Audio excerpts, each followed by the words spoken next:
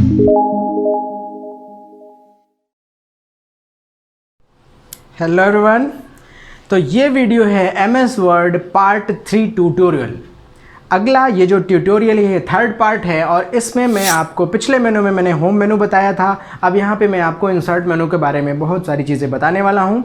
अब इंसर्ट मेनू में आते हैं। चलिए, इस मेनू का यूज़, इंसर्ट मेनू का यूज़ जनरली हम करते हैं बाहर के ऑब्जेक्ट्स को पेज में लाने के लिए। फॉर एग्जांपल कि आप कंप्यूटर में रखी फ़ोटोज़ को लाना चाहते हैं पेज में, आप टेबल को लाना चाहते हैं पेज में, आप कोई drawing object, box, circle, star, arrows, इस तरह की चीज़ें आप पेज में लाना चाहते हैं, आप कोई क्लिप आर्ट पेज में लाना चाहते हैं, आप पेज के नीचे नया पेज बढ़ाना चाहते हैं। इस तरह की सारी चीज़ें आपको इंसर्ट मेनू में मिलेगी।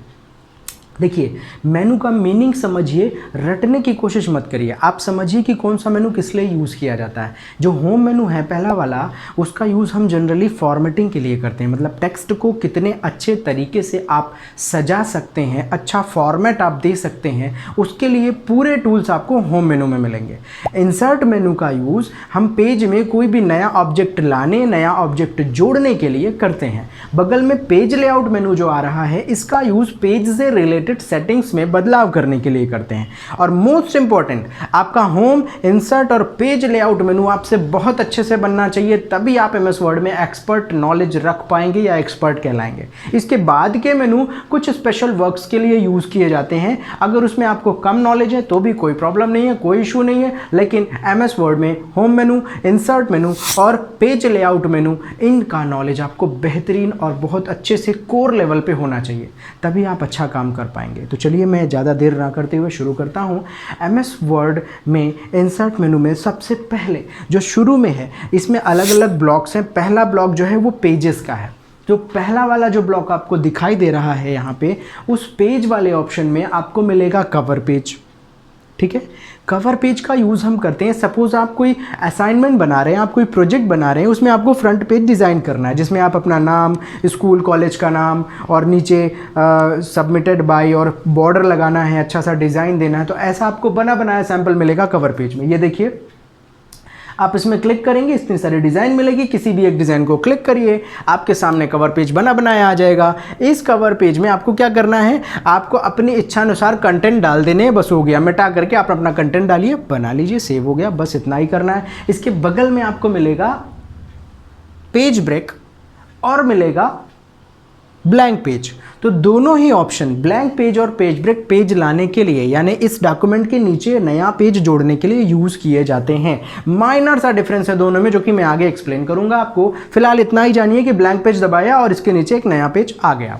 अब इसके बाद बगल वाला जो ब्लॉक आ रहा है, ये टेबल का है।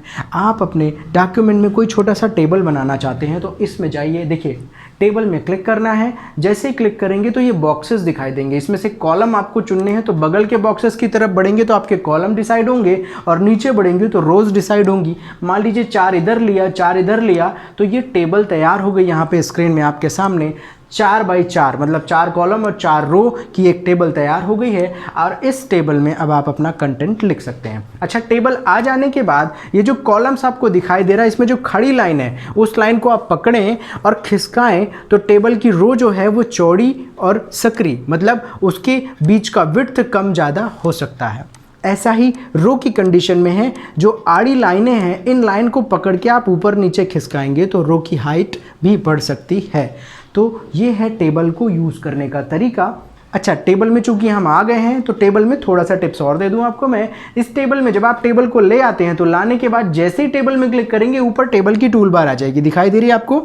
वो जो ऊपर टेबल की टूल बार आ गई है, उस टूल बार में टेबल से रिलेटेड चेंज करने के बहुत सारे ऑप्शन मिलेंगे, टेबल की डिज़ाइंस मिलेंगी। लास्ट में आपको मिलेगा वहाँ पे इरेज एंड ड्रॉ। तो इरेज एंड ड्रॉ बहुत काम की चीज़ है। टेबल में किसी लाइन को मिटाना है तो वहाँ से इरेज लेंगे और लाइन मिटाएंगे, और ड्रॉ में जाएंगे तो आप कहीं पे भी बीच में लाइन खींच सकते हैं। तो इसकी मदद से आप डिफ़िकल्ट से डिफ़िकल्ट टेबल बना सकते हैं। जैसे कि एक कॉलम के अंदर कई डब्बे, एक ऊपर एक हेडिंग और नीचे कई कॉलम्स, इस तरह की डिज़ाइन अगर आपको बनानी है तो आप यहाँ पे ड्रॉ और इरेज, इन दोनों की मदद से आप काम कर सकते हैं। तो ये हुआ टेबल से रिलेटेड कुछ टूल्स। टेबल की टूल बार में आप अंदर आराम से देखिएगा क्या क्या चीज़ें आपको मिलती हैं, बहुत सारी काम की चीज़ें हैं। टूल बार के बारे में मैं आगे एक्सप्लेन करूंगा, स्पेसिफिक किसी टेबल को बनाते हुए मैं आपको बताऊंगा तो जल्दी समझ में आएगा। अभी अपन आगे बढ़ते हैं।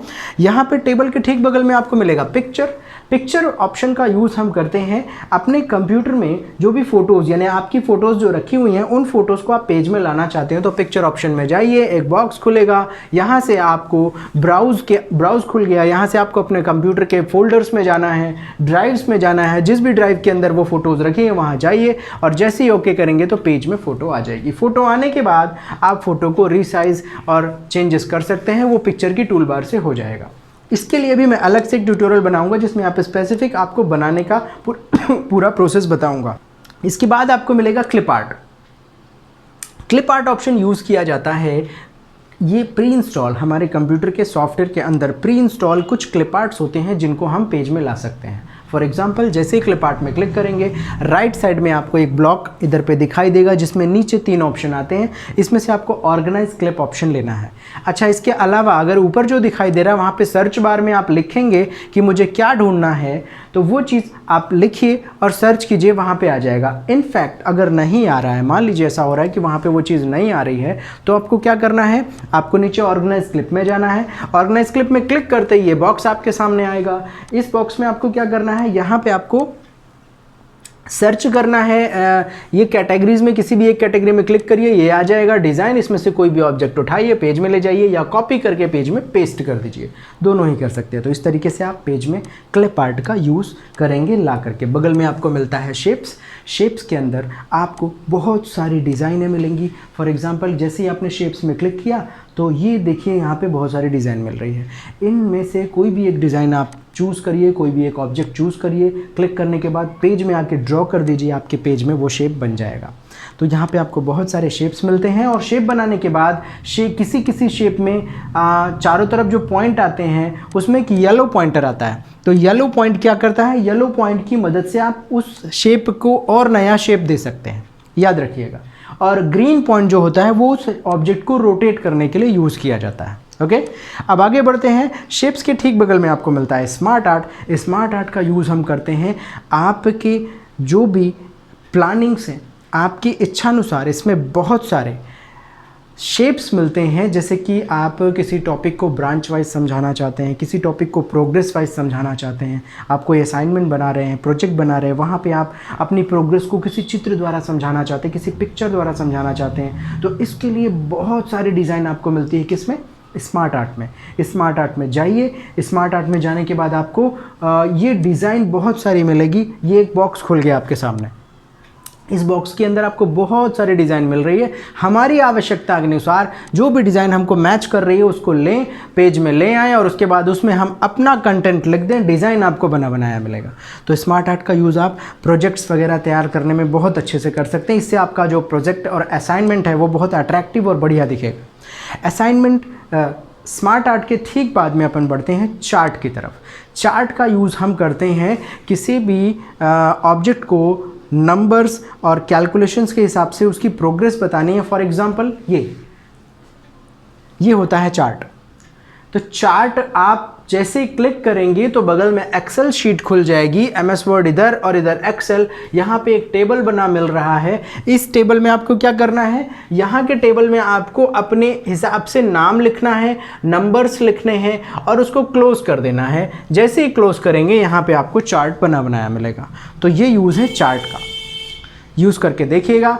हाँ, आपको किसी भी चीज़ें में समझने में, इस जितना भी मैंने बताया, कुछ भी चीज़ समझने में अगर दिक्कत हो रही है, प्रॉब्लम हो रही है, तो प्लीज़ नीचे कमेंट कीजिएगा। मैं आपको और अच्छे से एक्सप्लेन करूँगा कमेंट में, या फ़ोन भी कर सकते हैं। तो स्मार्ट आर्ट के ठीक बाद आपको क्या मिलेगा, चार्ट मिलेगा। चार्ट के बगल में आपको मिलेगा हाइपरलिंक। हाइपरलिंक बटन का यूज़ हम करते हैं किसी एक ऑब्जेक्ट से दूसरी फाइल या दूसरी फ़ोटोज़ या वेबसाइट को कनेक्ट करने के लिए। ये शब्द लिखा, लिखने के बाद सेलेक्ट किया, सेलेक्ट करने के बाद गए हाइपरलिंक में। हाइपरलिंक में जैसे ही क्लिक किया तो ये बॉक्स आ गया। इस बॉक्स के अंदर आपको यहाँ पे अपनी फ़ाइल ब्राउज़ करनी है कि मुझे किस फाइल से इस शब्द को कनेक्ट करना है। आप कोई भी एक फ़ाइल चुनिए, ओके कर दीजिए। जैसे ही ओके करेंगे तो आपका जो शब्द वहाँ लिखा था वो नीले रंग से दिखाई दे रहा है। अब कहने का मतलब हाइपरलिंक लग चुकी है। अब आप जैसे ही माउस ले जाएंगे तो वो खुद ही बता रहा है कि कंट्रोल के साथ क्लिक करें, कंट्रोल बटन कीबोर्ड से दबाइए और माउस से क्लिक कर दीजिए, वो वाली फाइल खुल जाएगी। खुलने से पहले यदि यस नो कुछ मांगता है तो यस कर दीजिए, अलाउ कर दीजिए, अब वो फाइल आपके सामने खुल जाएगी। तो इस तरीके से अपन लगाते हैं हाइपरलिंक। अब आप इसका कहाँ कहाँ इस्तेमाल कर सकते हैं ये आप इसको सोचिएगा। उसके ठीक बाद आपको मिलेगा बुकमार्क। बुकमार्क का यूज़ करते हैं बहुत बड़े डॉक्यूमेंट में कोई भी एक लाइन मार्क कर सकते हैं आप, ताकि दोबारा आप उसी लाइन में एक बार में पहुंच जाएं। कैसे करेंगे? एक बड़ा सा डॉक्यूमेंट, लाइन में क्लिक करिए, लाइन में क्लिक करने के बाद बुकमार्क में जाइए, बुकमार्क में जाने के बाद ये बॉक्स खुलेगा, यहाँ पे आप उसका नाम दीजिए और ऐड कर दीजिए। दोबारा जब आप इस फाइल को खोलेंगे तो बुकमार्क में जाना है, बुकमार्क में जाने के बाद आपको वो बनाया हुआ बुकमार्क लिस्ट में मिलेगा। लिस्ट को ऑप्शन को लो और गो करो, वो लाइन तुरंत आपके सामने आ जाएगी। तो कभी हम फॉर एग्ज़ाम्पल बहुत मोटी सी किताब होती है ना, उसमें हम धागे फंसा देते हैं या कागज़ फंसा देते हैं या पन्ने को मोड़ देते हैं। किस लिए? ताकि हम इस जगह पे दोबारा एक बार में पहुंच जाएं या ढूंढ पाएँ। इसके लिए हम बुकमार्क, इसी चीज़ को हम बुकमार्क कहते हैं। बुकमार्क के ठीक बाद आपको मिलेगा क्रॉस रेफरेंस। क्रॉस रेफरेंस का यूज़ हम करते हैं एक ही डॉक्यूमेंट के अंदर। आपको मान लीजिए किताब में शुरू में इंडेक्स बनता है ना, हेडिंग लिखी होती है, चैप्टर का नाम और पेज नंबर, उसके बाद फिर कंटेंट शुरू होता है। तो ऐसी चीज़ें हम क्रॉस रेफरेंस की मदद से बना सकते हैं। क्रॉस रेफरेंस क्या काम करता है? आपके जितने भी डॉक्यूमेंट आपने बनाया है उसमें जो जो हेडिंग्स हैं उन सारे चैप्टर की हेडिंग को सेलेक्ट करना है। क्रॉस रेफरेंस में नहीं जाना, होम मेनू में जाना है। ओके, होम मेनू में जाइए। होम मेनू में जाने के बाद हेडिंग 1 बनाइए। जितने भी चैप्टर की हेडिंग है सभी को एक एक करके सेलेक्ट करना है, हेडिंग 1 बनाना है। हेडिंग 1 बनाने के बाद मैं चूंकि करके बताऊंगा तो बहुत टाइम लगेगा, जो मैं बता रहा हूँ सीक्वेंस वाइज इसको रिकॉर्ड कीजिए और इसी स्टेप बाय स्टेप में आप कीजिएगा, डेफिनेटली वो चीज़ पूरी हो जाएगी। तो क्या करना है? आपको चैप्टर की हेडिंग को सेलेक्ट करके होम मेनू से हेडिंग 1 बनाना है। जितनी भी चैप्टर में हेडिंग है सारी हेडिंग को एक एक करके सेलेक्ट करिए, हेडिंग 1 बनाते जाइए। बनाने के बाद अब आप सबसे ऊपर पेज में आ जाइए जहाँ पे आपको वो इंडेक्स बनाना है। इंडेक्स मतलब लिस्ट। अब आप वहां कर्सर रखिए, क्रॉस रेफरेंस ऑप्शन में जाइए। क्रॉस रेफरेंस ऑप्शन में जैसे ही जाएंगे तो एक बॉक्स खुलेगा। उस बॉक्स में आपको, इस बॉक्स के अंदर उधर कोने में एक लिस्ट ऑप्शन मिल रहा है, उसमें से आपको क्या करना है? वहां पे आपको लेना है नंबर्ड कुछ ऑप्शन लिया है, उसको क्लिक करिए और वहाँ से हेडिंग ले लीजिए। हेडिंग जैसे ही लेंगे तो जितने भी डॉक्यूमेंट में आपने नीचे हेडिंग बना रखे हैं वो सारे हेडिंग यहाँ पे आपको दिखाई देंगे। इसमें से इन सारी हेडिंग को एक एक करके इंसर्ट कर लीजिए पेज में। पेज में इंसर्ट कीजिए, पेज में इंसर्ट हो जाएगा। वहाँ पे आप सभी को सेपरेट सेट कर दीजिए। उसके बाद अब आप देखेंगे कंट्रोल के साथ जैसे ही आप क्लिक करेंगे तो वो सीधे आपको उसी पैराग्राफ में ले जाएगा। तो ये बहुत बढ़िया चीज़ है। जैसे कि वेब पेज में होता है, वेबसाइटों में होता है, आप किसी ऑब्जेक्ट पे क्लिक करते हैं या किसी टेक्स्ट में क्लिक करते हैं तो उससे संबंधित इन्फॉर्मेशन सामने आ जाती है। वैसे ही यहाँ पे होगा, उधर आप हेडिंग में क्लिक करेंगे वो सीधे आपको नीचे के पैराग्राफ में ले जाएगा, वो पैराग्राफ आपके सामने आ जाएगा। तो ये यूज़ है क्रॉस रेफरेंस का। ओके, अब क्रॉस रेफरेंस के बगल में आते हैं हम header and footer. Header and footer का यूज़ करते हैं हम जैसे कि बुक टाइप कर रहे हैं, उसमें टॉप में ऊपर लिखा होता है बुक का नाम और वो सारे पेजेस में सेम लिखा होता है, तो उसके लिए हम हेडर का इस्तेमाल कर सकते हैं। आप पेज में मार्जिन वाले एरिया में जब आप डबल क्लिक करते हैं तो कई बार एक डॉटेड लाइन आ जाती है, ये हेडर ही है। यहाँ पे जो आप लिख देंगे वो सारे पेजेस में एक बार में लिख जाएगा। और इसी तरह नीचे मार्जिन वाले एरिया में डबल क्लिक करेंगे तो डॉटेड लाइन आ जाएगी और वहाँ पे जो आप लिख देंगे वो सारा कुछ फुटर में आ जाएगा। ठीक है, तो ये हुआ हेडर एंड फुटर। फुटर में जो चीज़ आप लिख देंगे वो सारे पेज में एक बार में आ जाएगी। मतलब आपने 25 पन्ने का कोई डॉक्यूमेंट बनाया है और आप चाहते हैं कि नीचे क्रिएटेड बाय मेरा नाम लिखा हुआ आ जाए, तो वहाँ पे आप फुटर लगा दीजिए, वो सारे पेजेस में एक ही बार में अप्लाई हो जाएगा। तो ये हुआ हेडर एंड फुटर का यूज़। इसके बगल में आपको पेज नंबर मिलता है जिससे आप पेज की नंबरिंग कर सकते हैं, ये भी आप इसी तरीके से कर सकते हैं। इसके ठीक बगल में आपको मिलेगा टेक्स्ट बॉक्स। ये बेहतरीन चीज़ है। यहाँ पे टेक्स्ट बॉक्स क्या करता है? टेक्स्ट बॉक्स में क्लिक करिए, इसमें से पहला वाला ऑप्शन ले लीजिए, एक डिब्बा आ जाएगा। इस डिब्बे के अंदर आप जो भी कंटेंट लिखेंगे ये कंटेंट विथ बॉर्डर आता है।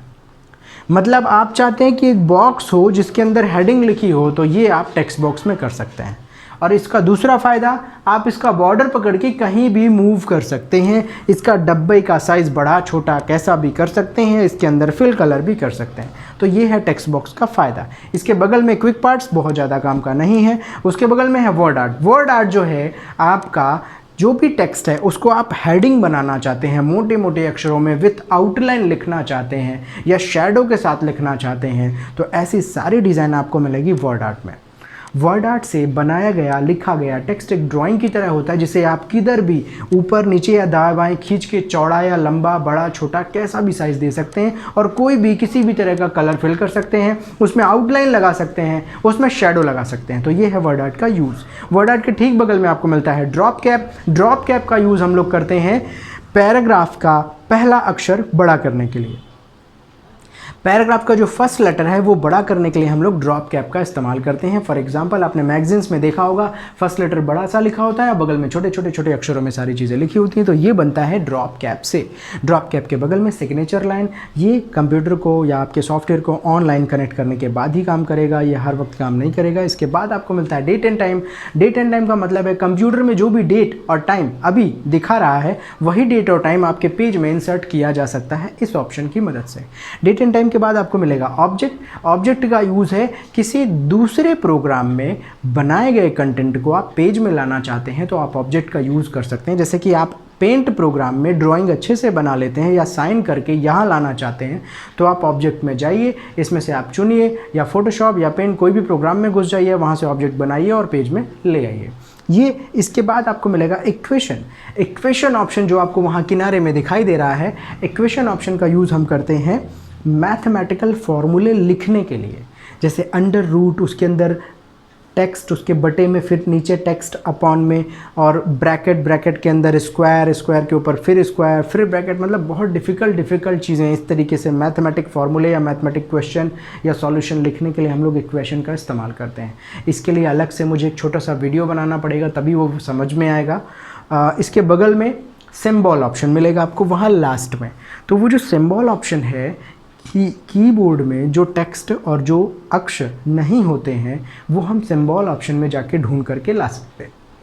फॉर एग्ज़ाम्पल 1/2 ये कीबोर्ड में नहीं होता। For example under root, alpha, beta, mu, pi, इस तरह के बहुत सारे मैथमेटिकल सिंबल, साइंस वाले सिंबल, डिग्री फ़ारेनहाइट, इस तरह की बहुत सारी चीज़ें आपको सिंबल से निकाल के आप पेज में ला सकते हैं। और एक चीज़ काम की, सिंबल के अंदर आपको स्पेशल कैरेक्टर मतलब कि डिज़ाइन वाले ऑप्शंस भी मिलेंगे। जैसे आपको ओम का सिंबल चाहिए, आपको राइटर में ऐसे पेन पकड़ा हुआ एक हाथ ऐसा सिंबल चाहिए, आप फ़ोन नंबर लिख रहे हैं बगल में फ़ोन का आइकॉन चाहिए, तो ये सारी चीज़ें भी आपको सिंबल में मिलेंगी। लेकिन सिंबल खोलने के बाद आपको फ़ॉन्ट में सेलेक्ट करना पड़ेगा ऊपर फ़ॉन्ट, और वो फ़ॉन्ट जो होगा आपका विंडिंग्स लेटर स्टाइल होगा। विंडिंग्स लेटर स्टाइल जब आप यूज़ करेंगे तब ही आप इस तरह के ऑप्शंस या इस तरह के कैरेक्टर या डिज़ाइन और सिंबल्स आप निकाल के ला सकते हैं। तो ये है आपका सिंबल।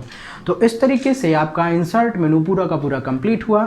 इंसर्ट मेनू में जितनी भी चीज़ें थी वो आपको इस तरीके से मैंने बताई। अब मैं इसके अलावा किसी पर्टिकुलर कोई ऑब्जेक्ट या डिज़ाइन करते हुए जब आपको बताऊंगा तो वो और अच्छे से ये टूल क्लियर हो जाएंगे। फिलहाल मुझे ट्यूटोरियल बनाना था तो इसमें आपको मैंने पूरा का पूरा इंसर्ट मेनू क्लियर करा दिया है। अगर वीडियो बढ़िया लगा हो तो प्लीज़ लाइक कीजिएगा, सब्सक्राइब कीजिएगा और दोस्तों के साथ शेयर भी कीजिएगा। Have a good day.